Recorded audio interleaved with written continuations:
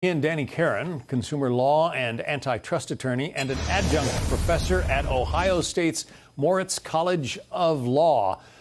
President Trump has signaled he will give some kind of an extension or a reprieve to TikTok. Does he have that ability? That's the ace he has up his sleeve.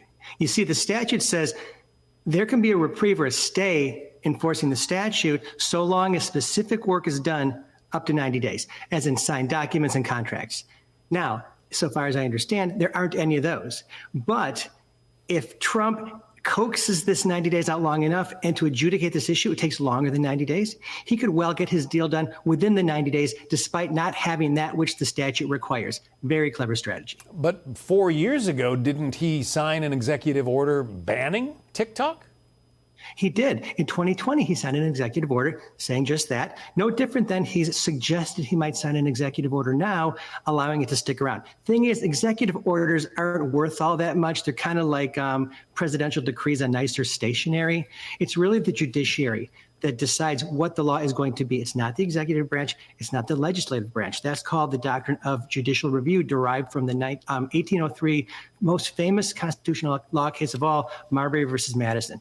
He cannot change things with an executive order, but with this 90-day gambit, maybe, just maybe, he can coax it out long enough to do something. One of the concerns, obviously, is that the Chinese Communist Party is vacuuming up all kinds of information about Americans who use the TikTok app.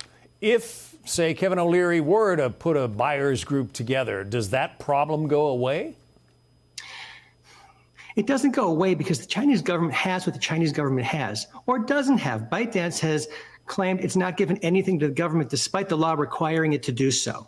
If Kevin O'Leary or anyone else, Elon Musk, Frank McCourt, who's Kevin O'Leary's partner in this deal, end up buying the platform, they won't buy the algorithm. Now, whether that has an effect on what information they get from users, I don't know, but they'll have to pretty much start from scratch. And it's the algorithm that makes it so valuable and makes it so much more effective and productive and fun for users than Instagram, YouTube, and Facebook. Yeah, why don't one of those companies come up with a more clever, a more effective imitation of what TikTok does?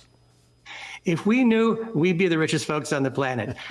Apparently, it's so proprietary that nobody's been able to crack the code yet. I can't fathom that Meta or X hasn't been able to or won't be able to, if that is some version of them ends up running the platform or somebody new. Maybe there's a new innovator out there. There's some other Chinese companies that folks are downloading right now. Thing is, one of them at least is owned by the Chinese government too. So I'm not sure where that gets folks. All right, Danny Karon, we appreciate your time today. Thank you.